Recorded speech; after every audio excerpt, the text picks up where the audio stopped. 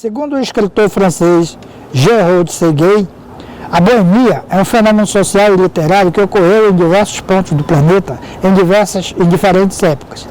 Séguin considera a boemia como uma manifestação de jovens burgueses que no decorrer do século XIX, com mais intensidade nas décadas de 1830 e 40, na França, buscavam um estilo de vida especial que os diferenciassem da aristocracia francesa daquela época, a qual consideravam retrógrada, conservadora e sem mobilidade de acesso a outros talentos que não estivessem relacionados com os seus dogmas. Muito bem. Olha, sou a Márcia Antonelli, começando por aqui mais um Literatura da Gente, o seu programa de literatura, né? Sempre aos domingos, não esqueçam, vão lá no nosso canal no YouTube, assinem, comentem, dão aquele like, assim. Não esqueçam que são vocês que fazem a audiência do programa Literatura da Gente. E o programa hoje está recebendo com muita alegria o escritor, historiador Aguinaldo Nascimento Figueiredo.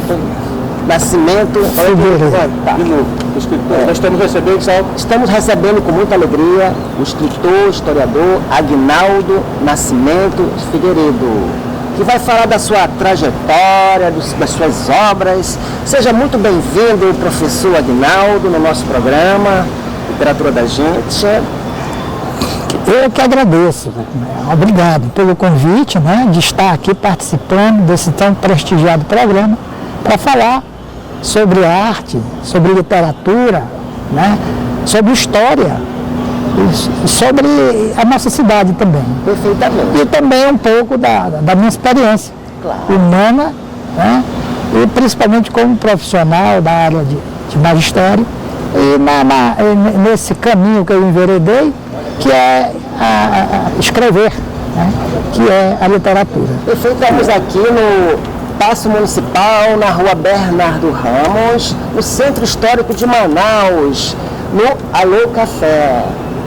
Entrevistando o professor e vamos começar. Eu sempre começo lendo a biografia do autor.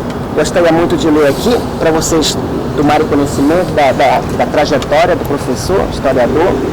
Aguinaldo Nascimento Figueiredo é amazonense de Manaus, nascido em 26 de fevereiro de 1958. Em 2000, graduou-se em História pela Universidade Federal do Amazonas, é professor efetivo da Rede Pública de Ensino, escreveu 3 edições do livro História Geral do Amazonas, em 2000, 2003 e 2004. Ele também é autor de mais de 500 artigos no jornal O Estado do Amazonas, nos cadernos de História e Geografia do Amazonas e Museu do Conhecimento. De 2004 a 2006, trabalhou trabalhos que lhe valeu votos de aplausos no Senado Federal em 2006. Em 2008, ganhou o prêmio Mário Ipiranga Monteiro, promovido pela Prefeitura de Manaus, com o livro Santa Luzia, História e Memória do Povo do Emboca, que foi relançado em 2009. Em 2010, ganhou o prêmio literário Cidade de Manaus, na categoria Ensaio Histórico Arthur Reis, com o livro Samurais das Selvas, a presença japonesa no Amazonas. Em 2011, publicou História do Amazonas pela editora Valer, que foi usado largamente nas escolas privadas de Manaus. Em 2016, escreveu o livro Tópicos de História do Amazonas, que é usado na rede estadual de educação para alunos do ensino médio.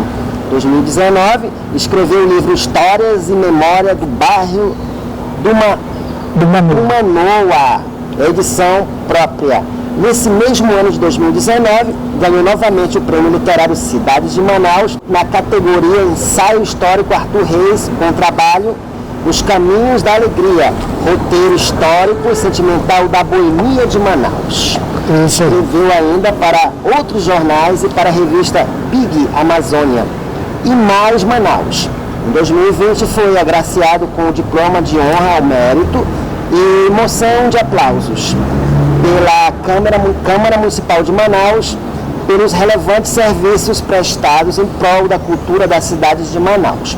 Desde 2017, é membro efetivo do Instituto Geográfico e Histórico do Amazonas, IGHA, ocupando a cadeira de 22, que tem como patrono o memorialista português Gabriel Soares de Souza. E haja fôlego, é muito trabalho, não é, professor? Só tem a metade. Só tem a metade. Por onde a gente pode começar, professor?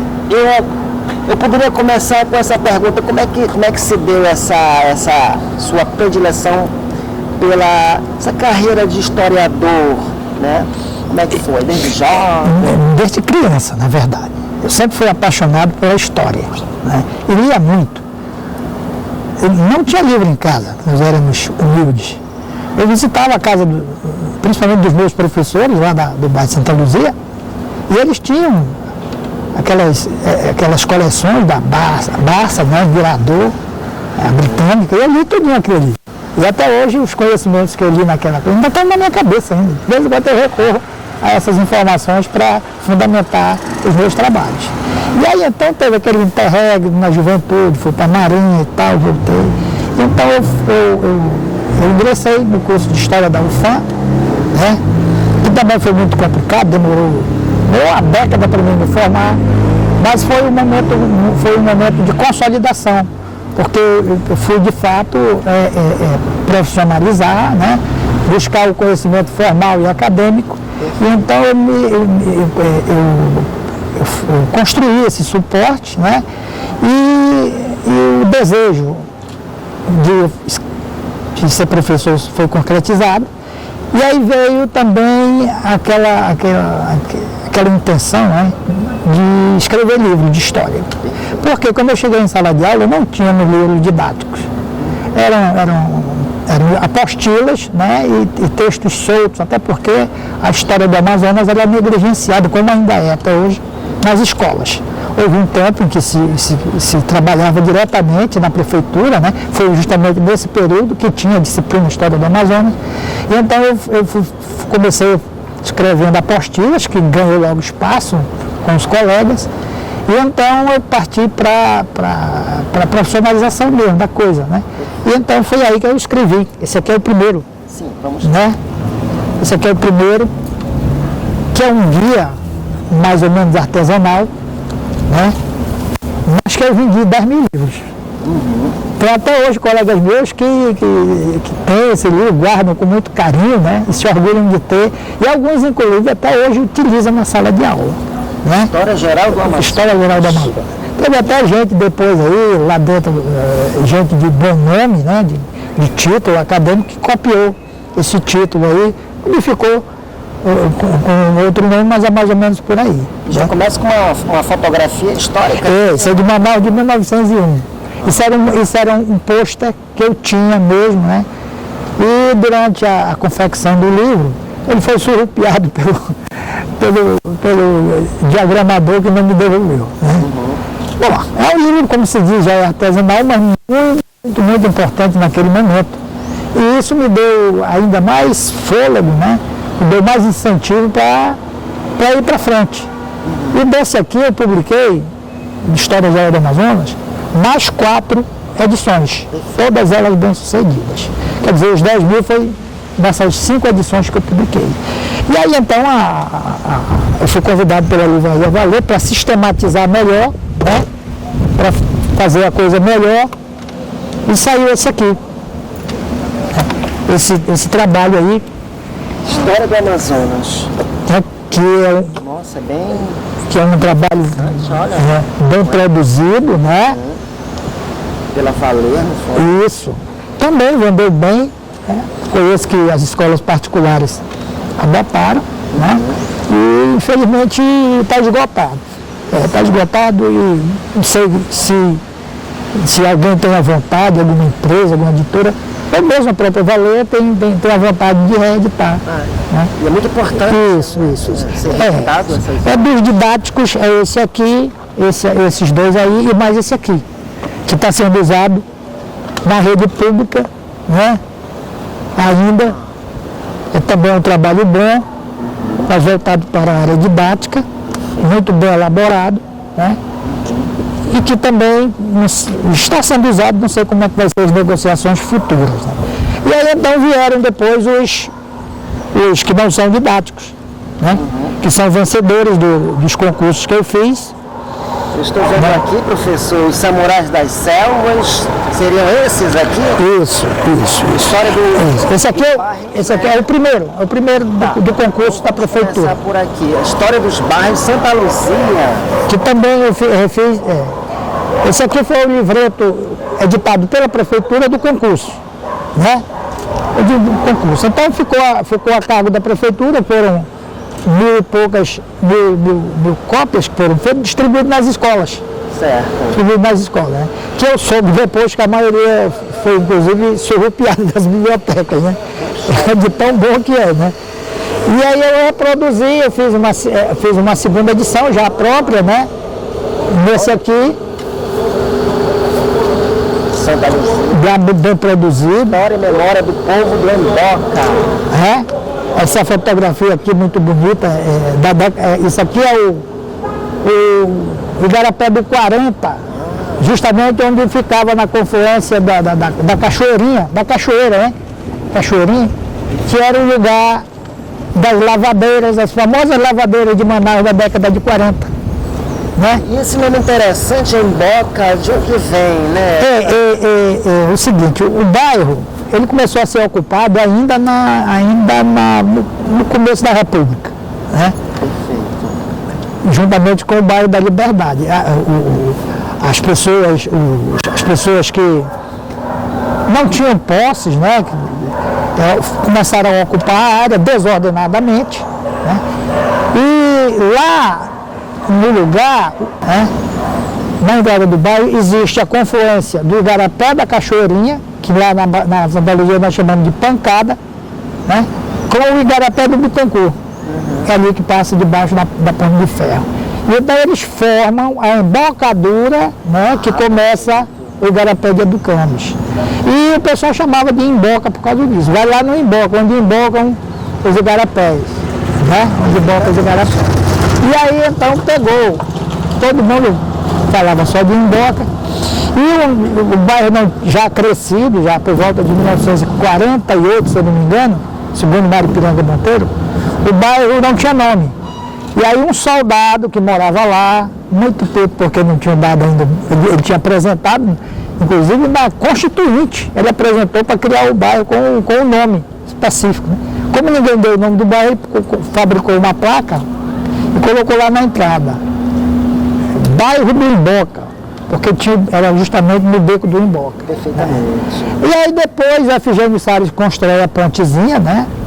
Que eu não sei por que mudaram para a ponte dos ingleses, mas eu cheguei a fotografar lá a placa que ele fez e colocou lá, Ponte Efigênio Salles. Né? E essa ponte que ainda até hoje lá, hoje ela está desativada, mas é um monumento lá, né? Na entrada dobra ali a 7 de setembro, para entrar na Santa Luzia. Agora tem ali o projeto que revitalizou ali, né? E então aquela ponte foi muito útil e foi construída pelo Efigênio Salles, mas a estrada que depois se chamou Estrada do Paredão, porque ia lá para a escola, para o ginásio agrícola do Paredão, né? Foi construída pelo povo. Machado, teçado, enxada, tudinho, né? E administrado pelo empresário do dono da Serraria Pereira, que ficava lá no final ali na Colônia Oliveira Machado, que também tinha interesse, né? E então, depois de dado o nome, ficou bairro do Emboca, né? E o povo depois passou a chamar também de Boca do Emboca, né? Que é icônica em Manaus, né? Depois tem toda uma história no novo livro aí que eu estou contando. Certo. Né? Professor, o que temos mais de novidades aqui? Eu estou vendo que tem aqui uns suplementos aqui antigos de jornais. O que você me diz disso? Eu escrevi, como eu falei, mais de 500 artigos, né? Perfeito. De Manaus. Esse aqui era um dos suplementos, História do Amazonas, tá? De que ano é? 2004, se eu não me engano. foi muito sucesso, né? Muito sucesso mesmo, foram mais de 100 desse suplemento. E aqui, esse chamado Museu do Conhecimento, né? Onde eu, todo domingo, era uma, poxa vida, era um caderno de assuntos diversos, da história, tudo, tinha tudo, até culinária tinha aqui, entendeu? Religião, e era um sucesso, um sucesso. O jornal vendia 8 mil exemplares no domingo, depois da terceira edição passou a vender mais de 20. Olha que Tá? interessante.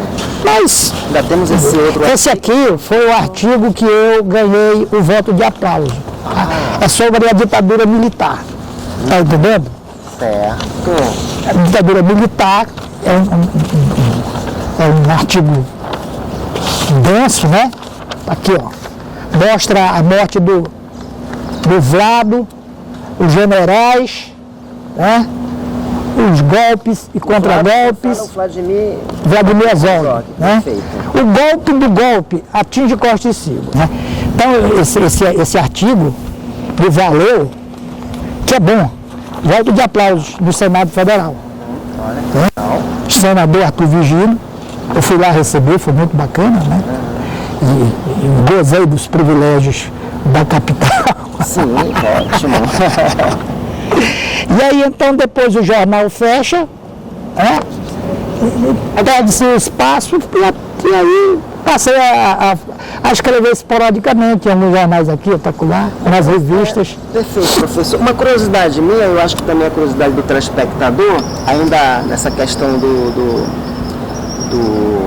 regime militar, né, que se instalou no Brasil, como é que era aqui em Manaus, assim, a atmosfera? Nada. Não. Você que Não. Por exemplo, nas pesquisas de jornais, o povo simplesmente, praticamente, veio saber dias depois. No dia do golpe, né, que ficou tudo parado. O povo foi lá para Eduardo Ribeiro, para a frente do jornal, né, que tinha um alto-falante lá na frente e dava as notícias, entendeu? Dava as notícias, mas o resto continuou na normalidade. Mês depois é que começa a caça às bruxas, né? Começa as caças às bruxas. E eu entrevistei o doutor Plínio Coelho, que era o governador que foi caçado. Ele me contou o seguinte, que na verdade aqui não tinha comunista. Tinha sim gente do Partido Comunista, mas não tinha essa influência, esse impacto de promover terrorismo, de promover guerra armada, né? Contava-se as pessoas, algumas pessoas importantes, como o professor Aldo Moraes, né? Que foi perseguido, né? O Campelo, que se escondeu no sótano, no forro da leiteria Leão, se eu não me engano, na lanchonete, que passou quase 2 meses escondido num forro, né? Foram presos o sindicalista, como é o nome dele, rapaz? Que era vereador, Rodrigues, se eu não me engano, Manuel Rodrigues, né? Ele foi preso, outros foram presos mais porque deviam à sociedade, como o caso do Amazonino Mendes, que segundo o advogado Félix Valois foi preso porque tinha 600 cheques sem fundo na praça. Mas foi assim, né? Então... E alguns poetas também. Sim, Luiz Ruas. Pois é. Luiz Ruas, jornalistas, né? Cid Cabral, o Antônio Pascoal, que morreu lá no Rio de Janeiro, né? Ele morreu amarrado numa cama no hospital de Bom Sucesso, no 5º andar. Aparece jogado lá no pátio e a ditadura disse que ele se suicidou. Como é que o cara, só se ele fosse com cama e tudo, né? Então, essas facetas aí. E o doutor Plínio confessou que o general Mamed, quem comandou aqui a repressão aqui, né? E mais alguns oficiais de menor, né? Ele disse que pegou, disse assim, deu um papel e disse assim, eu quero 150 mãos para me prender agora. Aí o governador disse que não era Salomé. Ele procurasse outra Salomé para entregar o... Agora, de bom ouvido falar aqui que eu era militar na época e fui preso por conta das minhas falas. Fui preso na Marinha por conta das minhas falas. Né? Mas depois resolveu-se tudo, escapei, né? E vim embora para Manaus, aí comecei uma nova vida. Entendeu? Mas aqui, isso. Né? Mas aqui tem uma faceta, que é só para concluir essa parte, né? É que todo mundo era do mesmo grupo, todo mundo se ajeitou depois. Né? Todo mundo se ajeitou. Né? As pessoas foram afastadas, alguns perderam seus cargos, mas continuaram a viver, foram sacaneadas mesmo, né? Mas a maioria, sempre, o Amazonas sempre foi governado, administrado pela direita, pelo pessoal do poder, entendeu? Pelo pessoal do poder. E alguns notórios pilantras. A nossa história tem um álbum, né? Tem uma galeria de pilantras que você não imagina.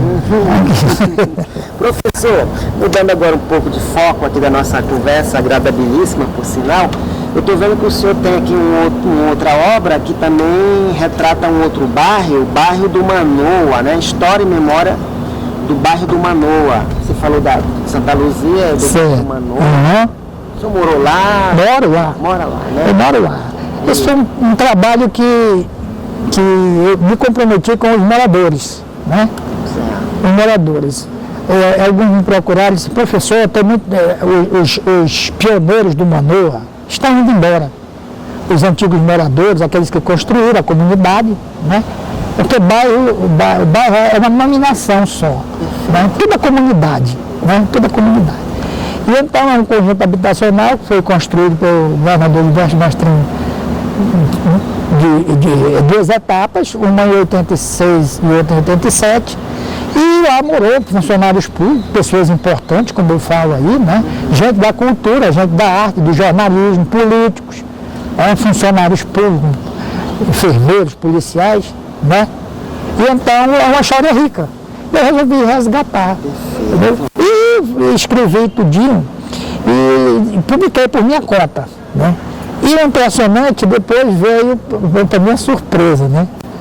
Depois que eu disponibilizei, apenas 12 moradores compraram. Mas eu vendi tudo. Ai, que bom. Professor, agora chegamos aqui no seu livro mais recente, né? Nos Caminhos da Alegria, roteiro histórico e sentimental da Boemia de Manaus. Essa obra aqui, eu gostaria muito que o senhor agora comentasse. Manaus é uma cidade boêmia. Sempre foi. Mantém essa sempre foi, sempre foi. A única coisa que não morreu em Manaus, né, em tempo nenhum, foi a boemia. Certo. Né? Uma cidade alegre. Eu mesmo me surpreendi, né? Porque tem essa pecha de que depois da borracha, Manaus faliu, Manaus quase desapareceu, quase foi abduzida, mas não é bem assim não. Né? E quando se fala em alegria, se fala nos seus diversos segmentos. A boemia é uma delas. A boemia é apenas uma forma alegre, às vezes despudorada de se curtir a vida alegre. Né? E é isso que eu abordo. Mas tem outras formas também de se divertir. Né? Manaus tinha teatro, cinema, restaurantes, né? Circo, sempre circulando por aqui, bares, que faziam essa alegria. Cinema, né?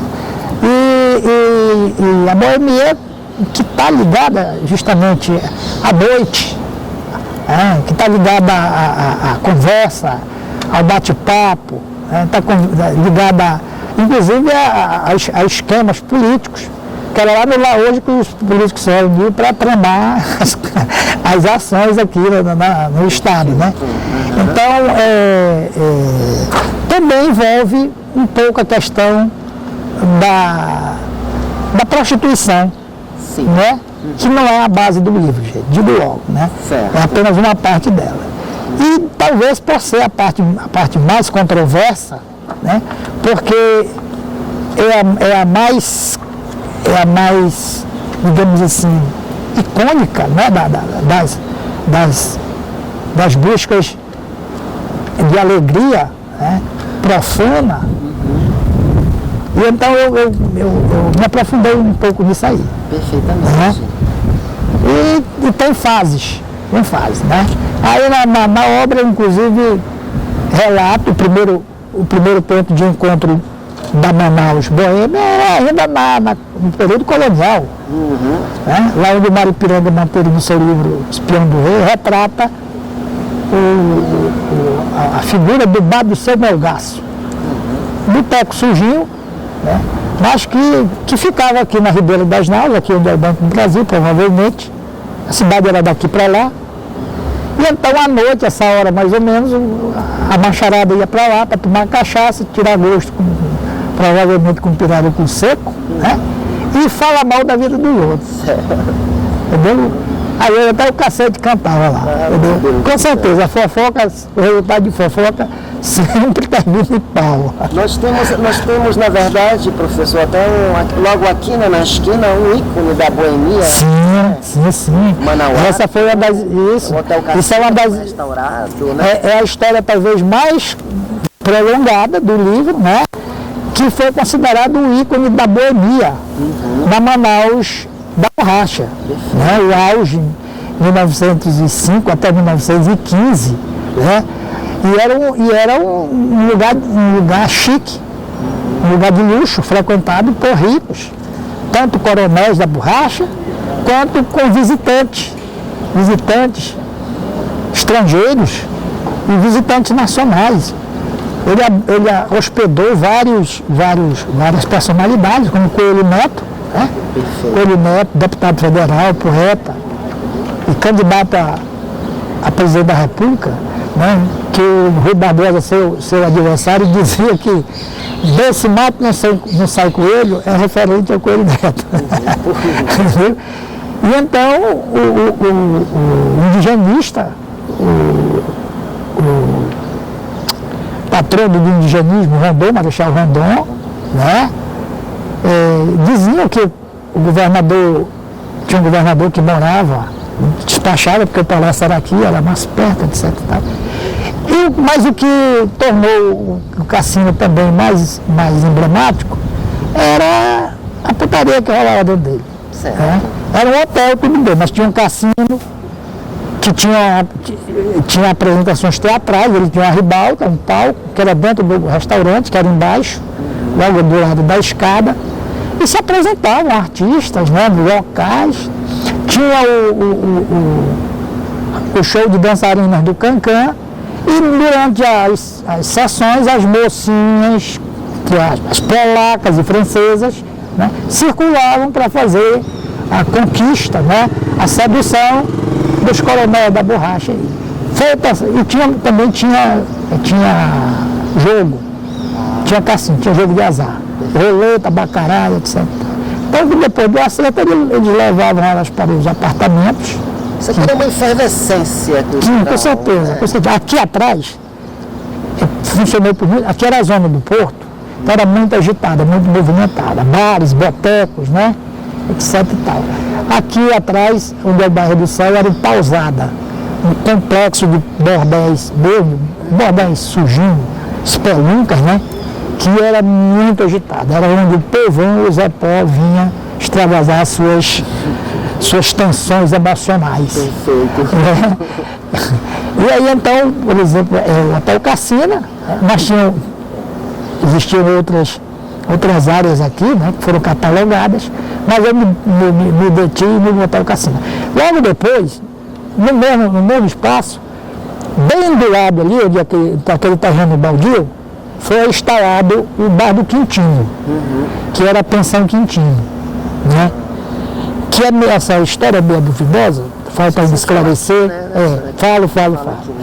Que era uma pensão que servia comida, era um anexo do Hotel Cassino. O Bar do Quintino, né, começou a funcionar já como bar a partir de 30, com esse nome, que o dono era um português, de nome Quintino, e ele foi um dos maiores pontes de intelectuais de Manaus, né? Tinha uma afluência muito grande de jornalistas, de poetas, inclusive o próprio Jorge Tufi me falou, né, que ele era frequentador, o doutor Armando de Menezes, advogados, né? Toda essa turma aí da Manda-Chuva de Manaus frequentava o Padre Quintino. Então ele fechou na década de 70 e se transformou depois em bordel também, bordel de quinta categoria. Sobre o Hotel Cassina, ele entrou em crise também na década de 30. Né? E aí reabriu com o nome de Cabaré Chinelo. E esse pseudônimo era em função de que a partir daí as pessoas simples, essas que usam chinelo mesmo, né, passavam a usar o local que virou cassino de jogo barato, né? E Lupaná, prostíbulo mesmo. Perfeitamente. Mas tinha a sua bandinha que tocava, né? Principalmente a gafieira, entendeu? Muito velho. Exatamente. E os quartos em cima voltaram a ser alugados para encontros rápidos. Né? Encontros rápidos. E então, era muito frequentado, né? E mudou-se a configuração da área, da frequência da área. Né? E tinha um detalhe. Só podia fazer sexo com as moças da casa, as pratas da casa. Você não podia entrar com outra mulher. Podia entrar, mas só para dançar. Né? Só para dançar. Né? E um detalhe que eu vi num dos jornais pesquisados, que depois saiu de ser da coluna social para a página policial. Houve inclusive uma morte lá dentro. Um cidadão de família influente, Rosquinho de Pedrosa, foi esfaqueado, né? Na década de 40, quase 50, e fechou o cavaquinho por um tempo. E o coronel Mendonça, Roberto Mendonça, me falou que ele mesmo, quando entrou na polícia, a polícia botou um posto policial bem aqui na rua, por conta das brigas, que eram incessantes. Mas o Galeré animou muita gente até fechar na década de 60. E até ser recuperado a partir de agora, do ano passado, né, se transformou nessa casa de cultura aí. Perfeitamente. Verdade? Professor Aguinaldo, uma pergunta. Como é que o senhor vê hoje, aqui na nossa capital, né, no estado do Amazonas, a atuação do historiador? Olha, nós sempre tivemos historiadores. Nós chamamos de historiadores heurísticos. Aqueles que pesquisam por conta própria, às vezes não têm formação acadêmica. E alguns deles foram muito importantes porque pesquisaram fora de Manaus, trouxeram documentos, trouxeram essas informações e fizeram bons trabalhos, como o Arthur Reis, está entendendo? O próprio Mário Piranga Monteiro, apesar de não ser historiador, ele ser folclorista, mas ele tem bons trabalhos, o doutor Loureiro, né? Mas da época de 82 para cá, com a fundação, sim, o senhor era sociólogo e economista. De 82 para cá, com a criação do curso de História, abriu-se essa perspectiva, né, de a história se tornar acadêmica, profissional e científica. E de lá para cá, são 40 anos, formou muita gente boa, né? Mas que na minha opinião, o Aguinaldo Figueiredo ainda está devendo muito à sociedade. Tá. A produção para mim é pouca, mas claro que eles têm as atividades paralelas deles, são professores, né, e tal. Mas eu vejo com muito futuro, principalmente agora que a profissão foi regularizada. Professor Aguinaldo, quais são as suas influências literárias, assim, e até mesmo no campo, assim, da história? Quem, assim, te inspira muito? Você admira muito como... Eu não tenho essa... Eu leio todos os historiadores, né? Especificamente, eu acho que o Karl Marx me influenciou muito, né? Eu também tenho muita paixão pela filosofia, os clássicos da filosofia, da literatura também. A literatura tem muito a dizer para a gente. No campo da história, que nem tudo em literatura é ficção, né? Às vezes a ficção é baseada na realidade, sempre, né? E eu admiro todo mundo que faz história. Eu só não admiro historiadores fascistas. Certo. Não tenho admiração. Mas leio. Mas leio. Leio sim. Professor Aguinaldo, o senhor continua produzindo, né? Esse aqui foi o seu trabalho mais recente. Certo. Evidentemente tem outros projetos. Não, esse aqui, aí, né? depois desse, eu ganhei mais outro prêmio. Ah, perfeito. O último de 2020 eu também arrebatei, abocanhei, né? Do concurso da prefeitura, que agora foi publicado hoje, extremamente burocratizado e intimidador para o escritor. Ninguém pode regular, ninguém pode dizer o que o escritor tem que escrever. Isso acaba com a criatividade. E eu vi nisso na proposta, essa face. E estou pensando, inclusive tenho 2 trabalhos. E outra coisa, ruim, nos anteriores que eram mais fáceis, né, melhor sem burocracia, tinha pouca adesão, imagina esse aí. Porque no outro você podia participar de quantas categorias, esse aí você só pode participar de um. Só pode participar de um. E no passado, teve categoria que não pagou prêmio nenhum porque não teve ninguém participando. Então já vejo com críticas, né, esse projeto. Vamos ver se vai melhorar de lá para cá. Entendeu? Então esse novo trabalho é sobre a indústria no Amazonas. Por que eu fiz esse trabalho? Porque é um cidadão que é economista, que é político, deputado, se arvora em ser dono da verdade aqui, escreveu um livreto, ele mais outro, dizendo que antes da Zona Franca, Manaus, entre aspas, era uma aldeia neolítica. Praticamente o povo vivia de ralar mandioca aqui. Fiquei puto com aquilo ali. Não. Só o doutor Ibessabá tinha 42 fábricas em Manaus.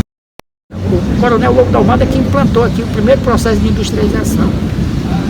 Bem aqui, ele colocou uma horta para sustentar os funcionários públicos.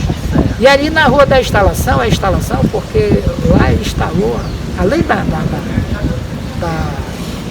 instalação da província, também era a rua onde tinha a fábrica de tecidos, que empregavam as índias fiandeiras. Ele colocou fábrica de anil, né? Fábrica de vela, de andiroba para espantar carapanã naquele tempo. Né? Enfim, fábrica de processar arroz. Então, que depois tudo isso foi solapado por inveja do governador do Pará. Né? O cara é um grande empreendedor, diga-se de passagem, diferente dos demais que vinham para cá só para roubar, como o governador Vitório, que era uma rua que tem bem aqui. Esse destruiu Barcelos para destruir os documentos que provavam que ele era ladrão. Entendeu? Então a história é por aí, né? Então eu tenho esse trabalho que foi premiado, entendeu? E resgata essa parte, né? Que sempre nós tivemos aqui, fabriquetas, essas pequenas empresas, essas pequenas manufaturas que geram emprego, que geraram renda. Estava o salário abaixo, isso todo mundo nessa época. Entendeu? Mas deram emprego, sustentaram, talvez não tivesse desenvolvido, mas sustentaram o Estado no momento mais difícil, quando a borracha faliu. Aí nós temos aí um homem respeitadíssimo no mundo e no Brasil, que é o doutor Ibessabá. 42 fábricas não é para qualquer um, não. O JG, que tinha mais outros tantos no meio de fábrica, o pessoal dos Bezecri, né, da CIEX, né, e por aí vai. Esse é meu último trabalho. Tá? Mas eu tenho mais trabalhos ainda para publicar, né? Vai depender principalmente do fim dessa zorra toda, dessa pandemia, né? Dessa escrotice toda, que é para a gente voltar, né? Voltar a trabalhar normal, a fazer as coisas normal.